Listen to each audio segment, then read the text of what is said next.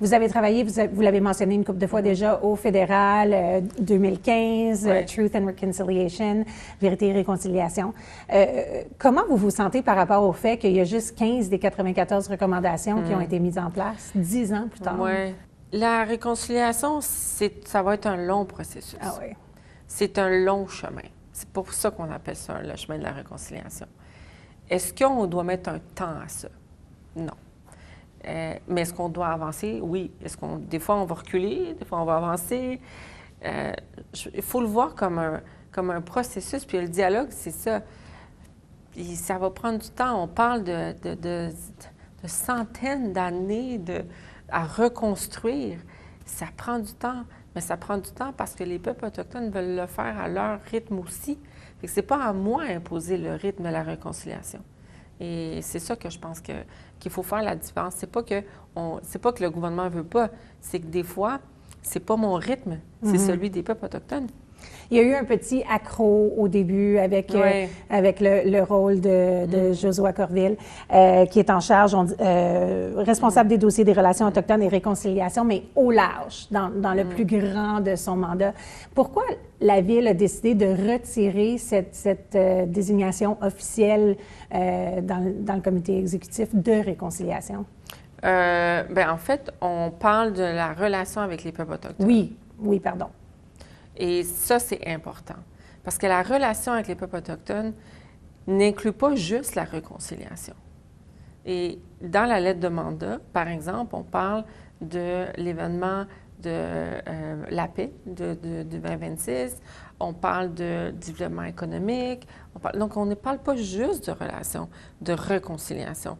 Je pense que ça serait très réducteur pour les peuples autochtones que de parler juste de réconciliation.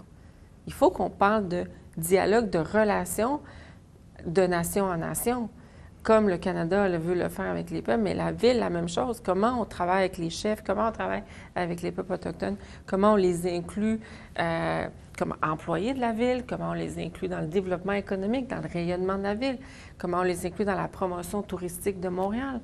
Donc, c'est pas juste de la réconciliation. C'est vraiment axé aussi sur l'action. Puis c'est pour ça que de parler de relations, pour moi, est beaucoup plus large que juste la réconciliation. Je comprends, mais je comprends aussi les organismes autochtones qui, eux, ont peur que puisqu'il n'y a pas un genre de désignation exacte, que ça soit dilué parmi tant d'autres dossiers. Mais moi, je suis une femme racisée. Josué porte aussi la stratégie de la diversité et de l'inclusion. Est-ce que je sens qu'on est dilué? Ah bon, c'est non. J'ai mis quelqu'un spécifiquement sur la diversité, l'inclusion, la relation à la peuple autochtone.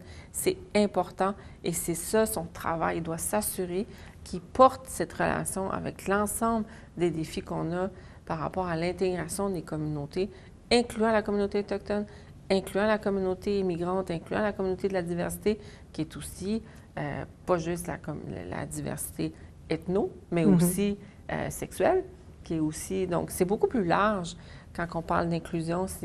Je pense que c'est ça qui est important pour moi, c'est qu'on s'assure que toutes ces relations-là sont incluses dans le comité exécutif et ils le sont. Maintenant, je comprends ça avait été écrit dans la lettre de mandat. Moi, je me suis assurée que ça soit dans le titre. Puis c'est ça qu'on a fait pour m'assurer que, justement, pallier au fait que les gens ne se sentaient pas inclus. Le sans-abrisme, un sujet extrêmement important pour vous, surtout avec le froid qui s'installe. Est-ce qu'on a eu un vigile en hommage il y a une couple de semaines à 33 personnes qui sont décédées depuis juin 2024, dont 26 étaient autochtones. Est-ce que c'est choquant de voir un aussi grand nombre d'une population? C'est très choquant. Ça veut dire que les ressources qui sont mises en place pour la communauté autochtone qui vit notamment des défis comme celle de l'itinérance, clairement, c'est pas suffisant. Clairement, est-ce qu'elles sont bien situées? Est-ce qu'elles sont bien accompagnées? L'itinérance va être, je pense, pour les prochaines années, le plus grand défi de la Ville de Montréal. Et est-ce que c'est quelque chose qu'on regarde, vous venez de parler de justement le lieu de ces refuges-là. Est-ce qu'un refuge, un abri avec consommation autorisée est pensé? Est-ce que y a-t-il... Ça, c'est géré par Québec parce que c'est une juridiction de santé et il y en a déjà à Montréal. On a déjà des sites d'injection supervisée. Il y en a. Est-ce que ça fait partie de la solution quand on adresse la question des drogues toxiques ou des gens qui vivent avec qui vivent avec la toxicomanie? Oui, ça fait partie de la solution, mais ils sont vraiment très régis par le système de santé. Moi, ce que j'ai dit que Montréal doit être un partenaire, c'est qu'on doit aussi, nous, être partenaire dans où est-ce qu'on met, c'est où les lieux, comment on travaille avec la communauté, comment on s'assure de la cohabitation sociale. Parce que le lien de la cohabitation est fragile en ce moment avec la communauté. Les citoyens qui vivent aux abords des refuges, qui vivent aux abords des sites d'hébergement d'urgence ou des sites d'injection supervisée, méritent aussi une qualité de vie, puis méritent aussi d'être pris en compte dans ce qu'on fait quand on met en place des sites comme celui-là. Mais moi, je ne veux pas avoir à choisir entre la sécurité des enfants puis la quiétude d'une famille, puis le fait que je veux sauver des filles parce qu'il y a des gens qui vivent dans la rue. Donc, on a cette responsabilité de faire les deux. Vous avez beaucoup de défis sur votre assiette. Il y en a beaucoup, oui. Il y en a beaucoup. Oui. Vous faites que commencer. Oui. Je suis certaine que dans les années à venir, on va se reparler. Merci. J'espère bien. Merci de vous être arrêté quelques temps pour nous dans votre schedule qui est très, très occupé. Mais non, mais merci beaucoup de venir nous voir. Puis j'ai vraiment très, très hâte de travailler avec l'ensemble des organismes et des leaders de la communauté autochtone.